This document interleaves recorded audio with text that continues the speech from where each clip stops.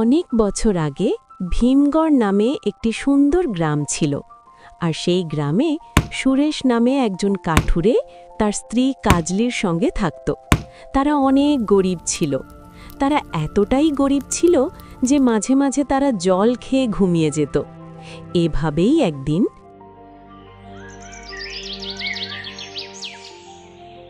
শোনো, ঘরে একটুও চাউলের দানা নেই। আজও কি উনুনে হাঁড়ি বসবে না?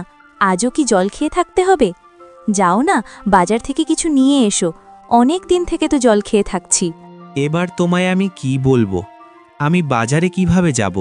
আমার কাছে তো একটা টাকাও নেই। আমি তো পরিশ্রম করি, তবু আমার কাছে পেট ভরাবার মতো টাকা নেই। হ্যাঁ, তুমি আর কি করবে? হয়তো গরিব, আমাদের ভাগ্য। তুমি চিন্তা করো না ভাগ্যবান, আমি তখন ফিরব যখন খাওয়ার জন্য কিছু আনতে পারবো। আর যদি না আনতে পারি তো আর ঘরে ফিরব না। এটা বলে সুরেশ হাতে কুড়াল নেয় আর জঙ্গলের দিকে যেতে লাগে। ঈশ্বর, আজকে আমার উপরে একটু কৃপা করো। আমি যেন ঠিক পরিমাণ মতন কাঠ কাটতে পারি। আমি আমার স্ত্রীর চোখে আর কষ্ট দেখতে পাচ্ছি না। আমার উপরে একটু কৃপা করো। এরপর সুরেশ জঙ্গলে পৌঁছে যায় আর মন দিয়ে কাঠ কাটতে থাকে। তখন সে হঠাৎ একটি ছোট্ট শিশুর কান্না শুনতে পায়। আরে এটা কি? এটা তো দেখে মনে হচ্ছে একটি ছোট্ট শিশুর কান্নার আওয়াজ, কিন্তু সেটা কোথা থেকে আসছে? সুরেশ এদিক ওদিক তাকায়। তখন সে নদীর ধারে একটি ঝুড়ি দেখতে পায়। ঝুড়িতে কাপড় ঢাকা ছিল। আরে মনে হচ্ছে ওই ঝুড়ি থেকে কান্নার আওয়াজ ভেসে আসছে। মনে হয় ওই ঝুড়িতেই একটি শিশু আছে।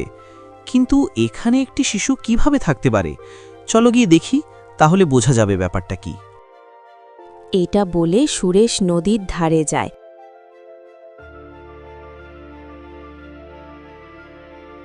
আর নদী থেকে ঝুড়িটি তুলে নেয়।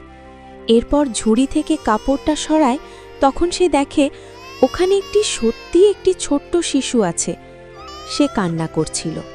আরে এখানে তো দেখছি সত্যিই একটি ছোট্ট শিশু আছে। মনে হচ্ছে এই শিশুটিকে কেউ ভাসিয়ে দিয়েছে। কিন্তু এই শিশুকে কে ভাসালো? হায় ঈশ্বর, এ কেমন দুনিয়া! ফুলের মতন দেখতে শিশুকে মরার জন্য নদীতে ভাসিয়ে দিল। কি দোষ করেছিল এই ছোট্ট শিশু? না না না না, আমি তোমাকে মরার জন্য এখানে রেখে যেতে পারবো না। হয়তো ঈশ্বর আজকে আমার ভাগ্যে টাকা পয়সা নয়, তোমাকে দিয়েছে। চলো, তোমাকে আমি বাড়ি নিয়ে যাব। এটা বলে সুরেশ ওই শিশুটিকে নিয়ে ঘরের দিকে আসতে থাকে।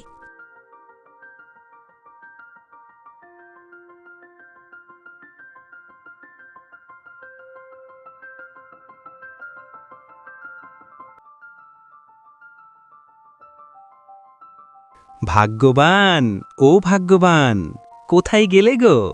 দেখো আমি কি নিয়ে এসেছি। তুমি চলে এসেছো? আজকে তুমি বাজার থেকে চাউল নিয়ে এসেছো, তাই না? কিন্তু কোথায় দেখতে পাচ্ছি না তো। ভাগ্যবান, আমি আজকেও কিছু আনতে পারিনি, কিন্তু তার থেকে আমি বড় কিছু এনেছি। দেখো এই ঝুড়িতে কি এনেছি। ঝুড়ি? এই ঝুড়িতে কি আছে? কি আছে কাপড় সরালেই বুঝতে পারবে, আর দেখতে পারবে। কাপড়টা তো সরাও। এটা বলে কাজলি কাপড় সরায়। তখন সে সেই ঝুড়িতে একটি ছোট্ট শিশু দেখতে পায়। হায় ঈশ্বর, এ তো একটি শিশু। এটি কার ছেলে? আর তুমি একে এখানে নিয়ে এসেছো কেন? আমি এই শিশুটিকে নদীতে ভাসতে থাকায় অবস্থায় পাই, তাই আমি একে আমাদের বাড়ি নিয়ে এসেছি। যদি আমি তাকে ছেড়ে আসতাম, সে হয়তো মারা যেত। তুমি কি বলো, আমি কি মরার জন্য ওখানে একে ছেড়ে আসতাম? ভালোই করেছো, কিন্তু আমরা তো অনেক গরিব। আমাদের তো নিজেদেরই খাবার জোটে না। আমরা এই সুন্দর ছেলেটিকে কি খাওয়াবো?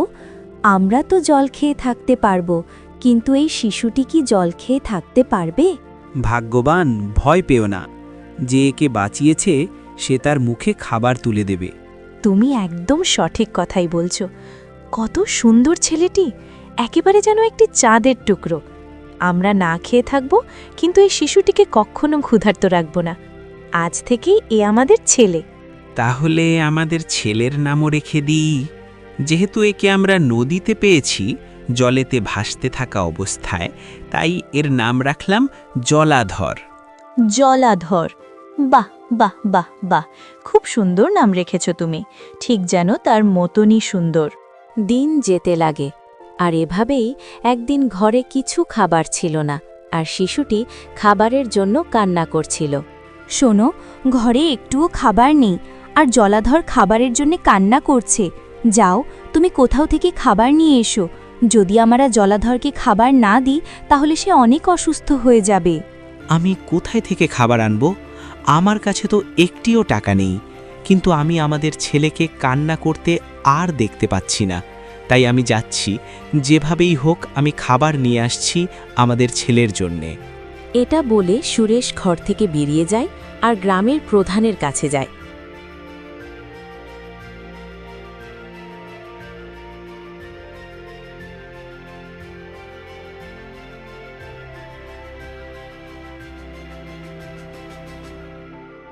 আরে সুরেশ ভাই, আমার বাড়িতে কি মনে করে পথ ভুল হয়ে গেল নাকি? তোমার তো জঙ্গলে যাওয়ার কথা কাঠ কাটার জন্যে, কিন্তু আমার বাড়িতে কি মনে করে? আমি তোমাকে আগেই বলে দিচ্ছি সুরেশ, আমার কোনো কাঠ লাগবে না।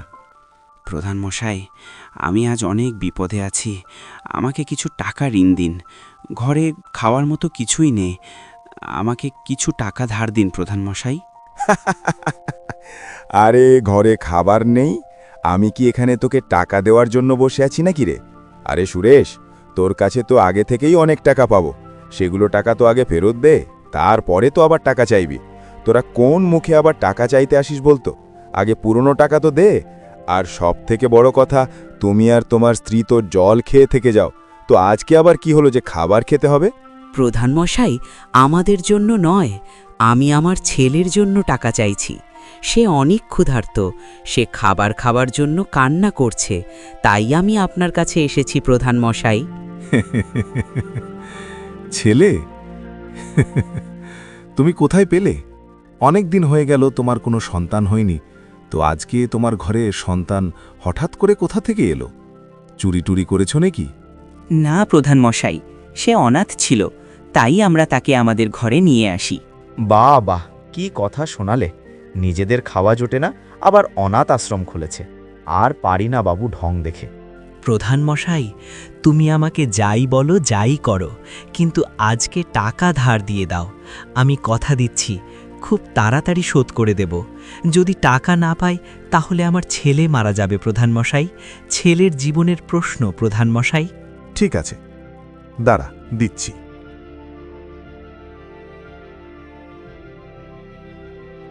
এই নে তোর টাকা, আর মনে রাখিস সামনে মাসে এই টাকা সুদ আসলে যেন পাই, আর যদি না পাই তো তোর ঘর আমি নিজের অধীনে করে নেব। না না প্রধান মশাই, সামনে মাসে পেয়ে যাবেন। আর আপনাকে অনেক অনেক ধন্যবাদ প্রধান মশাই, ঈশ্বর আপনার মঙ্গল করুক। এরপর সুরেশ প্রধান মশাইয়ের কাছ থেকে টাকা নেয় আর বাজারের উদ্দেশ্যে রওনা হয়। আর সে সেখানে থেকে বাজার করে বাড়ি ফিরে আসে, যেখানে তার স্ত্রী কাজলি ও তার ছোট্ট সন্তান জলাধর অপেক্ষা করছিল। ভাগ্যবান, ও ভাগ্যবান, কোথায় গেলে গো? দেখো, আমি বাজার করে নিয়ে এসেছি। তুমি বাজার করে নিয়ে এসেছ, কিন্তু তুমি টাকা কোথায় পেলে? আমি প্রধান মশাইয়ের কাছ থেকে টাকা ধার নিয়েছি, আর সেই টাকায় বাজার করে নিয়ে এসেছি। কিন্তু ওই প্রধান মশাই তো একদম বাজে মানুষ, সেই তোমাকে এত সহজে টাকা ধার দিয়ে দিল। তার নিশ্চয়ই কিছু প্ল্যান আছে, আর সে তো কথায় কথায় মানুষদের অপমান করে। হ্যাঁ, কিন্তু আমাদের ছেলের সুখের কাছে ওই অপমান কিছুই নয়। তুমি তাড়াতাড়ি জলাধরকে দুধ খাওয়াও।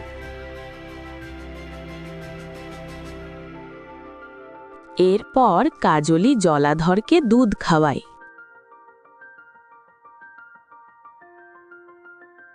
দেখেছ দুধ খাওয়ার সঙ্গে সঙ্গে কিভাবে ঘুমিয়ে গেল?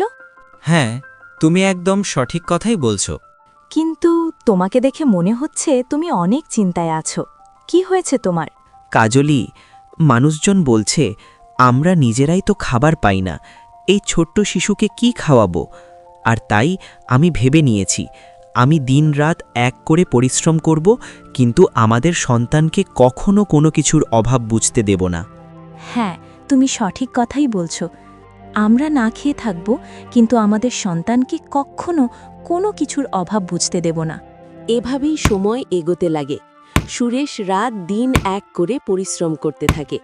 তারা নিজেরা না খেয়ে তাদের সন্তান জলধরকে খাওয়াতো, নিজেদের ইচ্ছা ত্যাগ করে জলধরের ইচ্ছা পূরণ করত। এভাবেই সময় এগোতে লাগে। এভাবেই একদিন তারা সবাই ঘরে ছিল। তখন সেখানে গ্রামের প্রধান আসে আর বলে, আরে ও সুরেশ, ঘরে আছিস নাকি রে? ঘর থেকে বেরিয়ে আয়। কাজলি, প্রধান মশাই এসেছে মনে হয়, আমাকে ডাকছে, আমি দেখা করে আসছি। আরে প্রধান মশাই, আমার এই ভাঙা কুড়ে ঘরে আপনি পা দিয়েছেন, এ তো আমার জীবনের বড় সৌভাগ্য। এমন মানুষ কি আর রোজ রোজ আমাদের মতো গরিবের দোরগোড়ায় আসেন? আপনার আগমনে যেন আমার ঘরটাই আজ পবিত্র হয়ে গেল। থাক, রাখ তোর ওই সৌভাগ্যের কথা। মিষ্টি কথায় আমার মন গলবে না।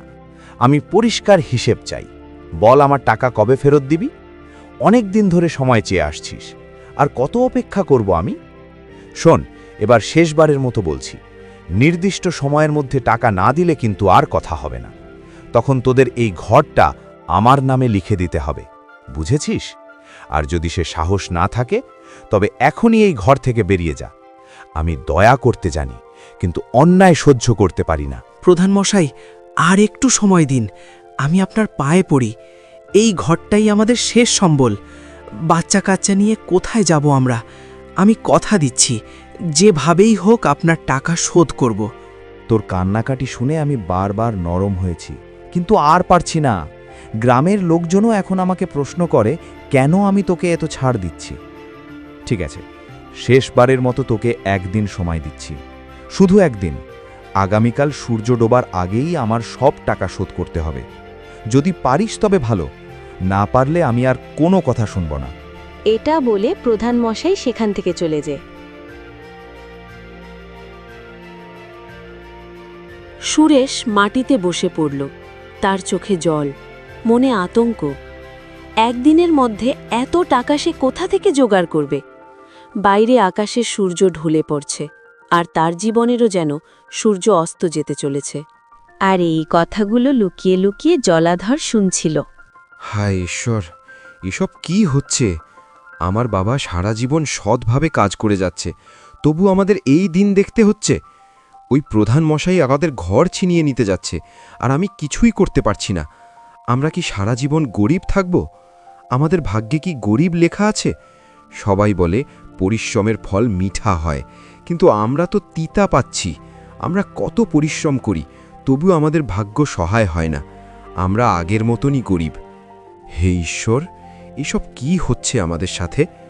আমার বাবা সারা জীবন সৎভাবে মাথার ঘাম পায়ে ফেলে কাজ করে গেছেন, অন্যায় করেননি, কারো ক্ষতি করেননি, তবু আজ আমাদের এই দিন দেখতে হচ্ছে।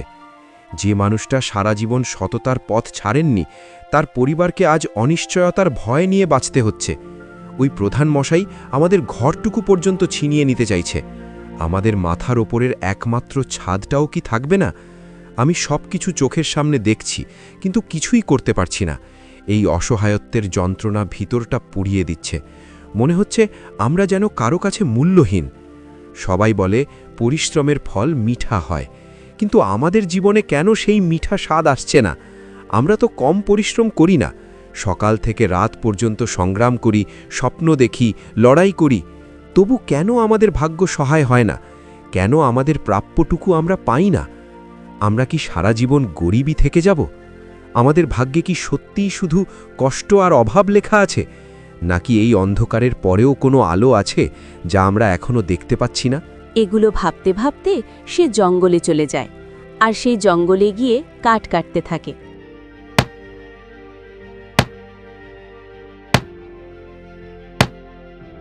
কিন্তু হঠাৎ সে একটি টুনি পাখিকে একটি গাছের নিচে চাপা পড়া অবস্থায় দেখতে পায়। আরে, এই টুনি পাখিটা তো গাছের নিচে চাপা পড়ে গেছে, একে আমাকে বাঁচাতেই হবে। এটা বলে জলাধর সেখানে যায় আর গাছের ডালটি সরিয়ে দেয়।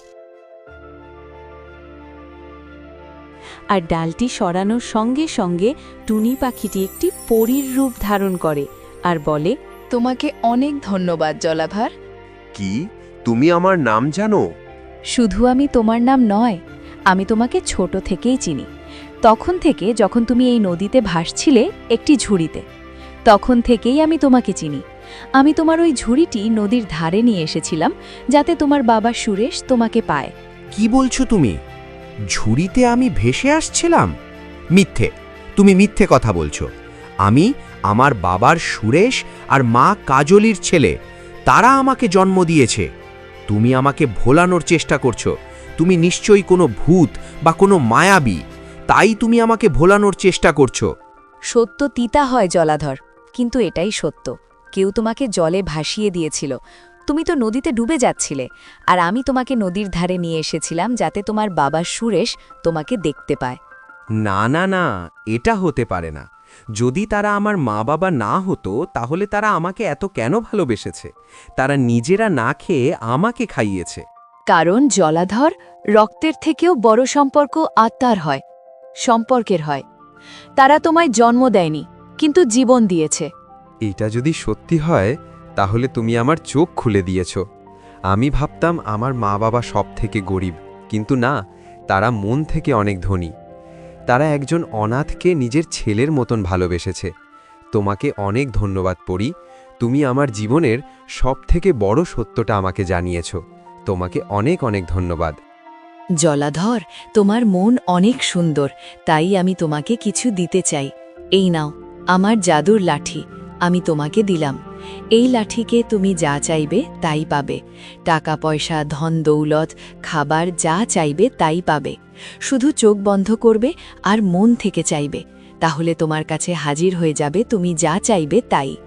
কিন্তু মনে রাখবে জলাধর, এটা শুধু ভালো মানুষদের জন্য।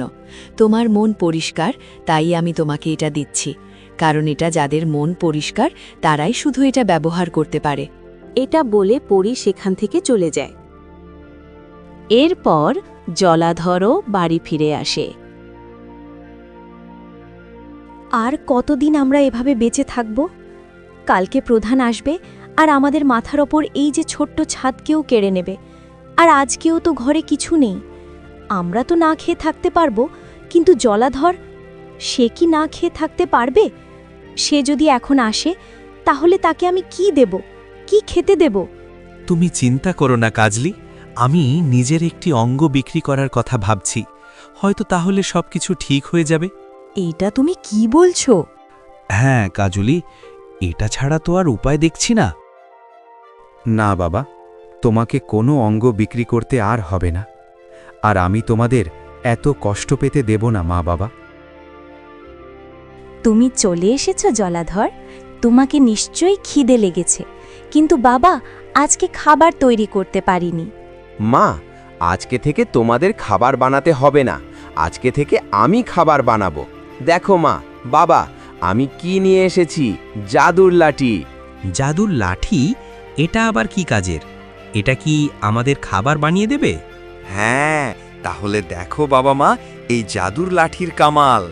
এটা বলে জলাধর চোখ বন্ধ করে আর বলে, হে জাদুর লাঠি, আমাকে অনেক সুন্দর সুন্দর খাবার দাও।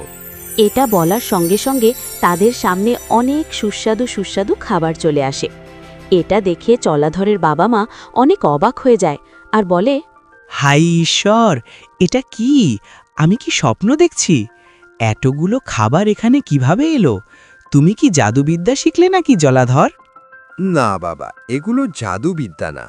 এরপর জলাধর তার বাবা মাকে জঙ্গলের ঘটনার কথা বলে।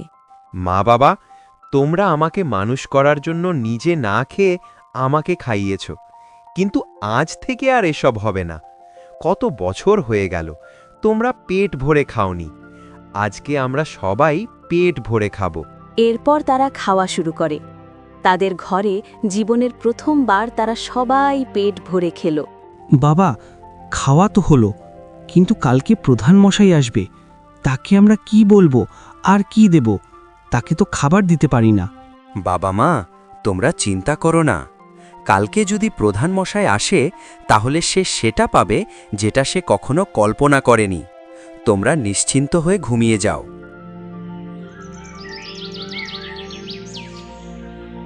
এরপর রাত হয় আর সবাই ঘুমিয়ে পড়ে। তখন জলাধর ঘর থেকে বেরিয়ে আসে আর তার মা বাবার কুঁড়ে ঘরের দিকে তাকায়।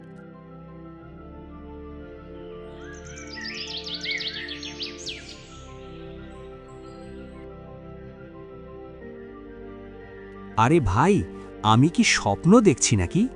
এটা তো সুরেশের বাড়ি, তাই না? কিন্তু রাতারাতি তার এত বড় বাড়ি কিভাবে হলো?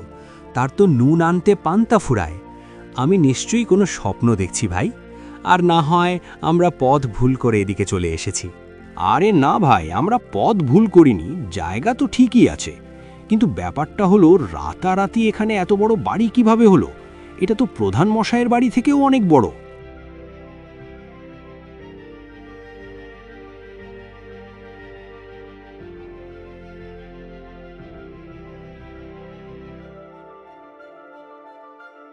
এই কালু, চল সুরেশের বাড়ি। আজকে সুরেশকে বাড়ি থেকে ঘাড় ধাক্কা দিয়ে বের করে দেব, আর তার ঘর আমি আমার নিজের দখলে করে নেব।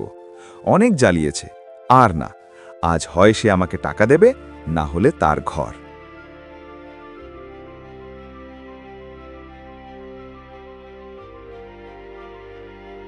আরে কালু, আমরা কি রাস্তা ভুল করেছি নাকি? কোথায় সুরেশের বাড়ি? এখানে তো কুড়ে ঘরের জায়গায় অনেক বড় বাড়ি, আর এই বাড়িটা তো আমার বাড়ি থেকেও অনেক বড়। এটা কি সুরেশের বাড়ি? মনে তো হচ্ছে না। মালিক, আমরা রাস্তা ভুল করিনি, এটা সুরেশেরই বাড়ি। কিন্তু হঠাৎ কুঁড়ে ঘর এত বড় বাড়ি কিভাবে হলো? তখন তারা সুরেশকে বাড়ির সামনে বসে থাকতে দেখে। এরপর তারা তার কাছে যায় আর গিয়ে বলে, আরে সুরেশ, এগুলো কি হচ্ছে? রাতারাতি তোর কুড়ে ঘর এত বড় বাড়ি কিভাবে হলো? জাদুটোনা করেছো নাকি? না প্রধান মশাই, এ বাড়ি এত বড় কিভাবে হলো সেটা আমিও জানি না। এটা তো আমার ছেলের কাজ। তোমার ছেলের কাজ? চুরি তুরি করেছে নাকি? যাই হোক, ওইসবে আমার কিছু যায় আসে না। আমার টাকা চাই, দিয়ে দাও আমার টাকা, পুরো 1.5 লাখ টাকা। ঠিক তখন সেখানে জলাধর আসে আর এসে বলে, প্রধান মশাই, আমাদের গরিবের কাছে কিছু থাক বা না থাক, কিন্তু সততা অবশ্যই থাকে। এই নিন প্রধান মশাই, আপনার 1.5 লাখ টাকা। আর এই নিন আরও 1.5 লাখ টাকা, এতদিন অপেক্ষা করার জন্য। আরে বাহ জলাধর, বাহ বাহ বাহ! আমি তো ওগুলো মজা করছিলাম। সুরেশ তো আমার পুরনো বন্ধু। ঠিক আছে সুরেশ, এখন আমি যাচ্ছি। কিছু প্রয়োজন হলে অবশ্যই আমার কাছে এসো। আমি বুঝতে পারছি না সুরেশ রাতারাতি ধনী হয়ে গেল কিভাবে। নিশ্চয়ই তার হাতে কিছু গুপ্ত ধন পড়েছে। জলাধর তার বাবা মায়ের সব কষ্ট দূর করে দিয়েছে। কিন্তু জলাধরের কানে এখনও একটি কথা ভেসে আছে, সেটা হলো পরীর কথা। তুমি ভেসে এসেছ। আমি যদি সত্যি ভেসে এসে থাকি, তাহলে আমার আসল মা বাবা কে? আর তারা কোথায় থাকে? আর তারা আমাকে কেন ভাসিয়ে দিয়েছিল? এ জাদুর লাঠি, তুমি আমাকে গরিব থেকে রাজা বানিয়ে দিয়েছ, কিন্তু তুমি আমাকে এখন এটা বলো, আমার আসল মা বাবা কারা? অলোকপুর রাজ্য নামে একটি রাজ্য ছিল। এখানকার রাজা ছিলেন ইন্দ্রভানু আর রানী চন্দ্ররেখা। রাজা ইন্দ্রভানু ছিলেন অনেক সৎ আর ন্যায়পরায়ণ, কিন্তু তার মন্ত্রী শান্ত ছিলেন অসৎ আর লোভী। আর এইভাবেই একদিন মন্ত্রী শান্ত, তোমাকে আমি নিজের ভাই মনে করতাম, আর সেই তুমি রাজ্যের সম্পদ লুট করার চেষ্টা করছিলে। তোমার সাজা মৃত্যুদণ্ড। কিন্তু তুমি অনেক বছর ধরে এই রাজ্যের সেবা করেছ, তাই তোমাকে আমি জীবন দান দিলাম। বেরিয়ে যাও এই রাজ্য থেকে। যদি তোমাকে কখনো এই রাজ্যে দেখি, তাহলে তোমার শরীর থেকে মাথা আলাদা করে দেব। মহারাজ ইন্দ্রভানু আমাকে রাজ্য থেকে বের করে দিচ্ছেন, তবে মনে রাখবেন, এর প্রতিশোধ আমি অবশ্যই নেব। মালিক, খবর পাকা আছে। মহারাজ ইন্দ্রভানু জঙ্গলের রাস্তা দিয়ে মন্দিরে আসছে। তার সঙ্গে কোনো সৈন্য থাকবে না। মহারাজ, মহারানী ও তার ছোট্ট সন্তান আসবে। এতদিন তো আমি এটার জন্যই অপেক্ষা করছিলাম। যাও, যেভাবেই হোক তোমরা মহারাজকে জঙ্গলেই শেষ করে দাও, কেউ যেন বাঁচতে না পারে। ঠিক আছে মালিক, যেমন আপনার আদেশ।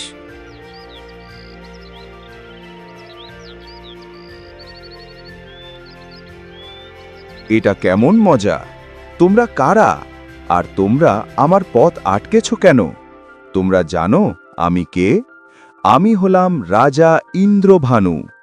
তুমি ইন্দ্রভানু হও আর যেই হও, জঙ্গলের রাজা আমরা, তোমাকে মেরে ফেলার আদেশ আছে। এটা বলে তারা রাজাকে মেরে ফেলল। এরপর তারা মহারানীর দিকে এগোতে থাকে। ঠিক তখন রানী রাজকুমারকে একটি ঝুড়িতে রেখে ভাসিয়ে দেয়, আর এভাবেই সুরেশ জলাধরকে পায় নদীতে, ভাসন্ত অবস্থায় ঝুড়িতে।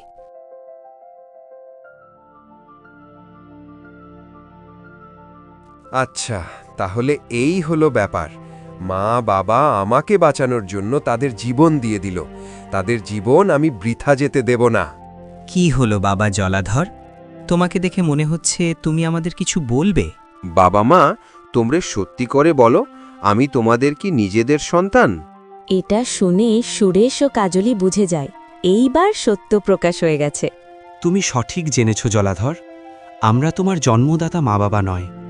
আমি তোমাকে জঙ্গলের নদীতে পেয়েছিলাম, আর সঙ্গে একটি রাজ চিহ্ন। ওই চিহ্ন দেখে আমি বুঝে গিয়েছিলাম তুমি কোনো রাজ পরিবারের সন্তান, আর কেউ তোমাকে মারতে চাইছিল। আর তাই আমি এই কথা কাউকে বলিনি, আর ওই রাজ চিহ্ন আমি কাউকে দেখাইনি।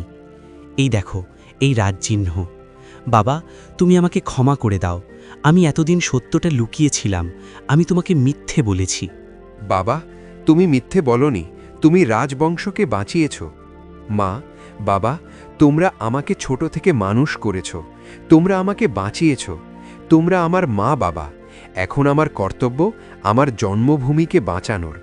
মা বাবা, আমি যাচ্ছি আমার জন্মভূমিকে বাঁচাতে, সঙ্গে তোমরাও চলো। হে জাদুর লাঠি, তুমি আমাদের অলোকপুর রাজ্যে নিয়ে চলো। তুমি কে যুবক? আর বিনা অনুমতিতে এই রাজপ্রাসাদের ভিতরে আসলে কেন? প্রণাম মন্ত্রীমশাই, আমি অনুমতি নয়, আমি অধিকার চাইতে এখানে এসেছি। অধিকার? কেমন অধিকার? ওই অধিকার, যে অধিকার 22 বছর আগে এই সিংহাসন থেকে হারিয়ে গিয়েছিল। আমি রাজা ইন্দ্রভানুর সেই হারিয়ে যাওয়া সন্তান। আমি কিভাবে মেনে নেব তুমি হারিয়ে যাওয়া সন্তান? কেননা আমরা মহারাজ আর মহারানীকে জঙ্গলে মৃত অবস্থায় পেয়েছিলাম, আর ছোট্ট রাজকুমারের খোঁজ পাইনি। সময়ের সঙ্গে সঙ্গে অনেক যুবক এই রাজপ্রাসাদে এসেছে আর মহারাজ ইন্দ্রভানুর হারিয়ে যাওয়া সন্তান দাবি করেছে, কিন্তু তারা কেউ প্রমাণ দিতে পারেনি। তুমি কি প্রমাণ দিতে পারবে? তুমি যদি প্রমাণ দিতে পারো তো মেনে নেব তুমি রাজা ইন্দ্রভানুর সন্তান, আর যদি না পারো তো তোমাকে মৃত্যুদণ্ড দেয়া হবে। কেন পারবো না মন্ত্রী মহাশয়? অবশ্যই পারব। তবে এই দেখুন, আমার ছোট্টবেলায় আমার সঙ্গে থাকার রাজচিহ্ন। এ রাজচিহ্ন তুমি কোথায় পেলে? এটা তো মহারাজের রাজচিহ্ন, এটা কেউ বানাতে পারবে না। এটা তুমি কোথায় পেলে? তোমার কাছে এই চিহ্ন আছে, তার মানে এই নয় তুমি রাজকুমার। এটা আমি কোথাও পাইনি, এটা আমার কাছে ছোট থেকেই ছিল। বিশ্বাস যদি না হয় তাহলে আমার এই বাবা মাকে বলো, যারা আমাকে ছোট থেকে মানুষ করেছে। হ্যাঁ মন্ত্রীমশাই, আমি সুরেশ, পাশের গ্রামের একজন কাঠুরে। আমি একদিন কাঠ কাটছিলাম, তখন আমি জলাধরকে নদীর ধারে একটি ঝুনিতে ভাসন্ত অবস্থায় দেখতে পাই, আর তার সঙ্গে এই রাজ চিহ্ন। এই চিহ্ন দেখে আমি বুঝতে পারি এটা নিশ্চয়ই কোনো রাজার ছেলে, আর এর পিছনে নিশ্চয়ই শত্রু লেগেছে। আর তাই আমি ছেলেকে বাঁচানোর জন্য কাউকে রাজ চিহ্নের কথা বলিনি।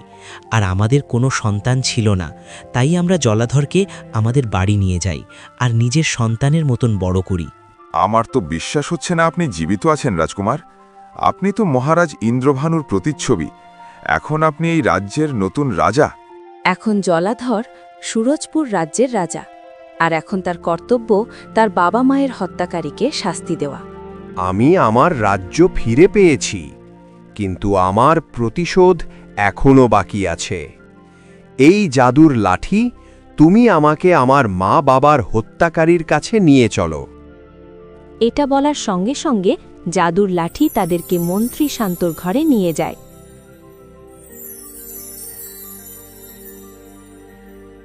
তোমরা কারা? তোমরা এখানে কিভাবে আসলে? মন্ত্রী শান্ত, আমি হলাম রাজা ইন্দ্রভানুর সন্তান জলাধর। ইন্দ্রভানুর সন্তান? কিন্তু আমি তো রাজা রানী রাজকুমারকে মেরে ফেলেছি। তুমি কিভাবে রাজকুমার হতে পারো? আমি মারা যাইনি সেদিন। মহারানী মানে আমার মা রানী চন্দ্ররেখা আমাকে ঝুড়িতে রেখে নদীতে ভাসিয়ে দিয়েছিল, আর আমি বেঁচে গিয়েছিলাম। আর আজ আমি তোমাকে শাস্তি দিতে এসেছি। আমাকে ক্ষমা করে দিন রাজকুমার, আমাকে ক্ষমা করে দিন। ক্ষমা ভুলের হয়, অপরাধের নয়। তুমি আমার মা বাবাকে মেরেছ, আমার অধিকার কেড়ে নিয়েছ, তুমি আমার মা বাবার ভালোবাসা থেকে বঞ্চিত করেছ। এর শাস্তি তোমাকে পেতে হবে। সেনাপতি, এই পাপীকে মৃত্যুদণ্ড দেবে না। একে এমন শাস্তি দাও যাতে সে প্রতি ক্ষণে ক্ষণে মৃত্যুদণ্ড চায়।